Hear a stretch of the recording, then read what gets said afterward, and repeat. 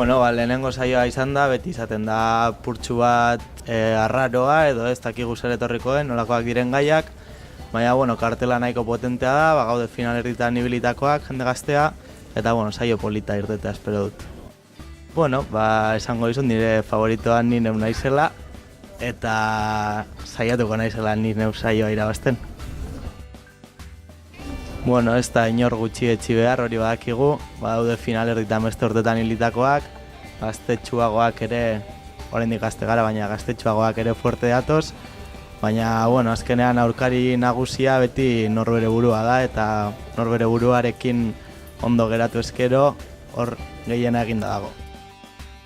Nik beti nahiago dut humorea, baina, bueno, drama tokatzen denean ere saiatuko gara kunplitzen eta aldena egiten.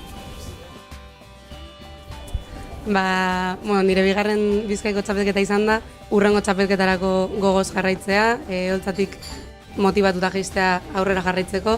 Ez bakarrik aurrera hurrengo fasera begira, baizik eta bertsotan jarraitzeko gogoz eta motivazioz jarraitzeko moduko saio bat egitea. Bainik eta bai nire beste boskidek.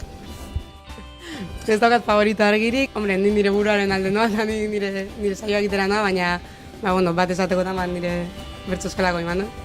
Argi dago deno garela elkarren arerio saio horretan, baina enuke bat nabarmenduko beste bosten aurka edo joango naiz eta nire egitera, baina enuke bat nabarmenduko besten gainetik.